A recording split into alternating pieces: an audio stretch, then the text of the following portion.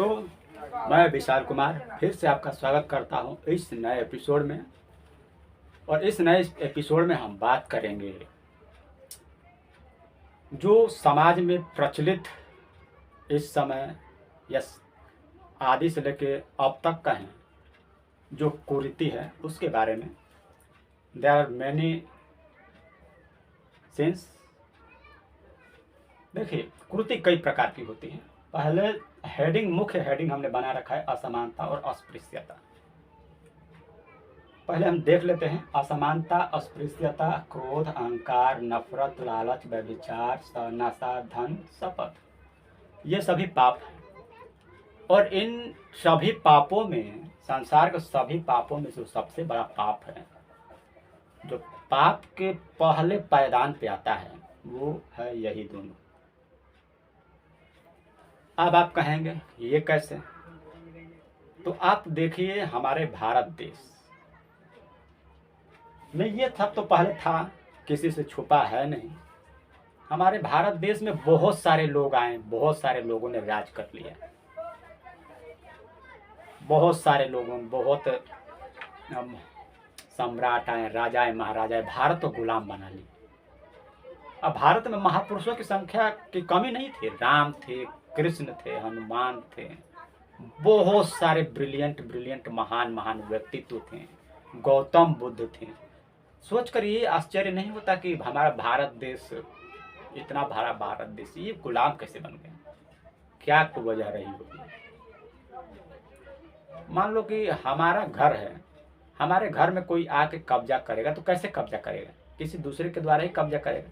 कब कब्जा करेगा? जब हमारे घर के आपसी परिवार क्या है, एक ना हो, तभी ना हमारे ऊपर कोई आके आक्रमण कर सकता है। मान लो कि कोई हम पर आक्रमण किया और हमारे साथ 10 लोग हैं, हमारे साथ मिलकर लड़ रहे हैं, तो क्या कोई हम पे आक्रमण कर सकता है? क्या कोई हमसे लड़ के जीत सकता है? कदापि नहीं जीत सकता। लेकिन भारत को इतने साल तक गुलाम बना के रखा, क्या कारण था? यही कारण थे। इन्हीं चीज़ों की वजह से भारत गुलाम रहा। इन्हीं चीज़ों की वजह से भारत गुलाम रहा। अगर आपके अंदर पाप है, ये सभी चीजें, तो आप किसी न किसी के गुलाम हो। पहले तो आप शैतान के गुलाम हो, फिर शैतान अपने लोगों को भेजेगा जो आपको गुलाम बनाए। ठीक है, ये दो हैं जो संसार में सबसे बड़े पाप की श्रेणी में आते हैं। और जो व्यक्ति इन सभी चीज़ों से बाहर नहीं निकलता, इन सभी चीज़ों को अपने मन में धारण किए है, अपनी मानसिकता बनाए रखे हैं, वो व्यक्ति इंसान नहीं हो सकता। क्योंकि ये सब चीज़ें किस में नहीं पाई जा सकती? जीव जंतु में नहीं पाई जाती। जीव जंतु में जब ये चीज़ें नहीं पाई जाती, हमारे अंदर ये चीज़ें पाई जाती है, सबसे बेकार चीज़ें पाई जाती है, तो हम क्या हुए? हम लोग जीव जंतु से भी गए गुजरे हुए। हमें खुद पे शर्म आनी चाहिए, क्योंकि हम ऐसा करते हैं, जीव जंतु ऐसा नहीं करते हैं। अगर फर्स्ट नंबर दिया जाए, गोल्ड मेडल दिया जाए, तो वो जीव जंतु को ही मिलेगा, क्योंकि हम लोग तो इस सभी चीज़ों में फंसे हैं। और एक उपनिषद का वाक्य है, तमसो माँ ज्योतिर्गमय, ऐसे कुछ करके है, हमें याद नहीं आ रहा है, हमने सुना है। तो उसमें ये कहते हैं कि हमें अंधकार से प्रकाश की ओर ले चलो। अंधकार क्या है? क्या कमरा है, कमरे के अंधकार है, वहां से बाहर ले जाने की बात हो रहा है? जी नहीं। हमें किस चीज से बाहर ले जाने की बात कर रहा है? ये सभी जितने चीजें हैं पाप, ये सब अंधकार है। अंधकार है। अंधकार से प्रकाश की ओर जाना है, सत्य। ये क्या है? प्रकाश है। हमें यहाँ पे जाना है, हमें यहाँ पे जाना है। ठीक है, देखिए, वो जो कहा गया है,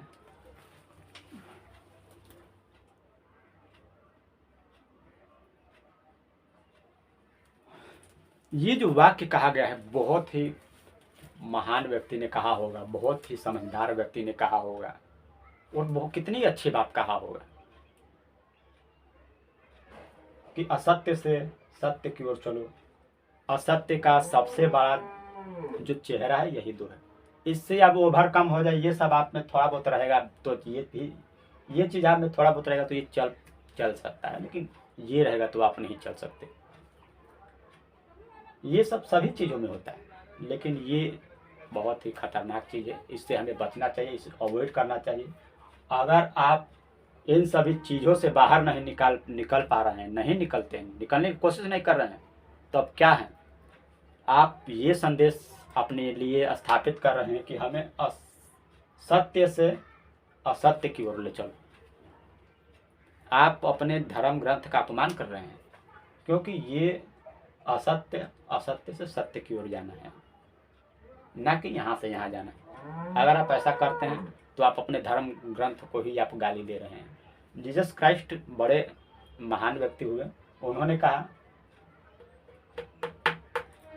कि कुछ लोग अंधकार से प्रकाश में नहीं आना चाहते। क्यों नहीं आना चाहते हैं? कहीं ऐसा ना हो कि उनके पाप प्रकट हो जाए।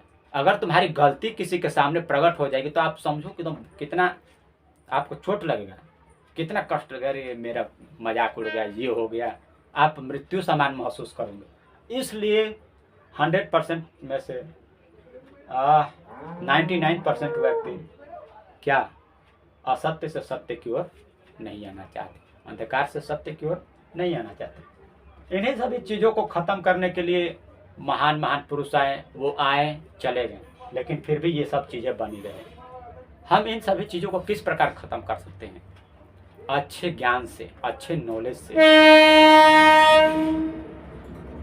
और किसी भी धर्म ग्रंथ का सबसे बड़ा जो वाक्य है वो यही हो सकता है कि जितने भी संसार में व्यक्ति हैं वो सभी भाई भाई हैं, सभी आपस में एक अंग है। अब देखिए, अपने ये शरीर को ले लीजिए, अगर ये आँख है, अगर पैर से घृणा करे तो ये क्या ये सही है? महामूर्खता की बात है। आँख पैर से घृणा कर रहा है, महामूर्खता की बात है। हाथ मुंह से घृणा कर रहा है, हमारे शरीर के हर एक अंग से घृणा कर रही है। कितना गलत बात है, कितना अपमानजनक बात है। हम लड़ भी किससे रहे हैं? अपने ही लोगों से लड़ रहे हैं, कमजोर लोगों से लड़ रहे हैं। शक्तिशाली लोगों से लड़िए।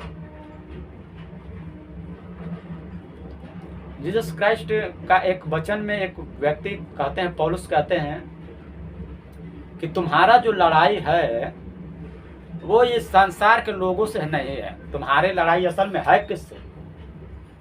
इस संसार के अंधकार से। सबसे बड़ी तुम्हारी लड़ाई इससे है, सबसे बड़ी लड़ाई इससे है, उसके बाद इससे। और जो इसका जनरेटर है वो कौन है? शैतान। तुम्हारी सबसे बड़ी जो लड़ाई है वो शैतान से है। ये सामने इंसान है, उससे लड़ाई नहीं है, उससे नहीं मारपीट करना है, उसके अंदर की चीजें जो बैठी उसको मारपीट करना है, उसको बाहर निकालना है। अब बड़े अफसोस की बात है कि भारत देश में इतने लाखों करोड़ों महापुरुष आए, बहुत महान महान व्यक्तित्व आए, लेकिन फिर भी हमारा भारत देश गुलाम रह गया। क्यों रह गया? इसी चीज की वजह से रह गया।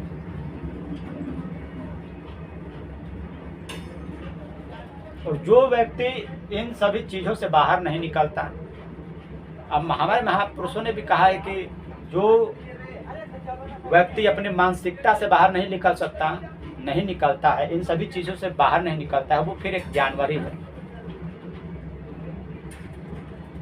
खैर जानवर से भी गाय गुजरा है, क्योंकि जानवर में तो ये सब होता नहीं है, होता तो मनुष्य में है।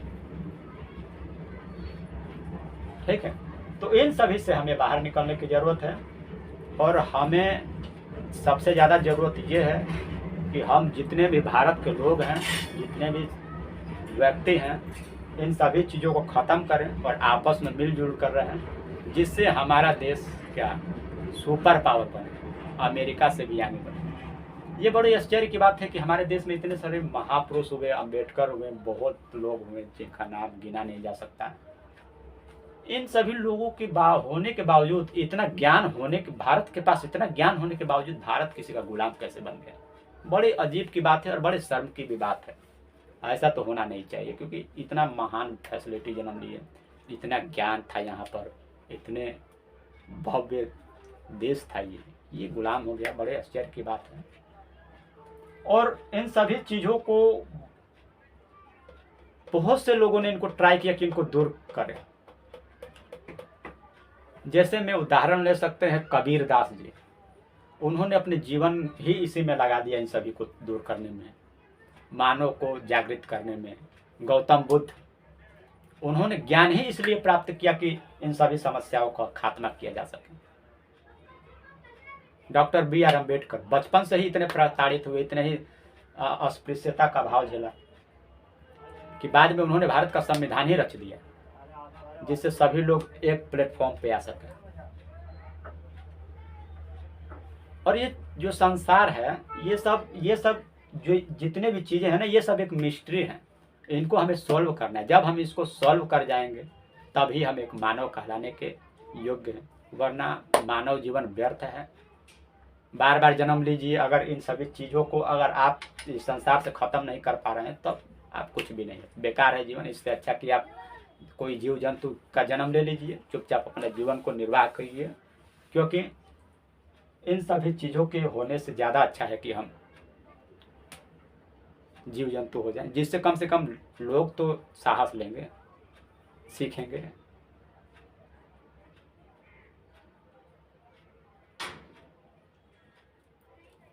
ठीक है, तो सबसे बड़ा पाप है यही, और इनसे हमें बचना चाहिए, दूर रहना चाहिए। जितने जल्दी इससे आप निकल जाएंगे उतने ही आप महान बन जाएंगे। क्योंकि आप देखिए, बड़े बड़े, एक हम सर से पूछे कि सर आपको पैसा कितना आपके जीवन में प्रभाव डालता है, तो कहते हैं कि हमारे जीवन में पैसा 10-12% प्रभाव डालता है, ज़्यादा हमारे जीवन में पैसा प्रभाव नहीं डालता। हम देखा कि यार, हम उस समय बैठ के ये सोच रहे थे कि यार जितने भी महान लोग थे वो सब पैसे से इतना प्यार ही नहीं किया, फिर भी आज महान लोग हैं, उनको लोग पूछते हैं। इन सभी चीज़ों को ख़त्म करना, इन सभी चीज़ों को ख़त्म कर देना जड़ से। जो भी इसको ख़त्म करेगा वो ही भगवान बन जाएगा, वही एक अच्छा मानव बनेगा, तभी आपका जीवन सार्थक है। आपने जन्म लिया, तप करने लगे, तपस्या करने लगे, वही में अपने जीवन बिता दिया, इन सभी चीज़ों को आपने ख़त्म ही नहीं किया, तो आपका मानव जीवन बेकार है। आप झूठ का मोक्ष के चक्कर में पड़े हो। असल मोक्ष क्या है? इन सभी चीज़ों को ख़त्म कर देना ही असल मोक्ष है, और मोक्ष कुछ नहीं होता। इन्हीं चीज़ों को ख़त्म करो, यही मोक्ष है। और इन सभी चीज़ों से हम बचना चाहिए। तो आप लोग कमेंट करके बताइए ये वीडियो कैसा लगा, और यदि आपको लगता है कि ये वीडियो यूज़फुल हो सकता है तो आप अपने दोस्तों को शेयर करिए और सबको बताइए, समझाइए। तो तब तक के लिए मैं विशाल कुमार आपसे लेता हूँ इजाज़त। फिर मैं अगले टॉपिक पे आपसे मिलूँगा। तब तक के लिए जय हिंद।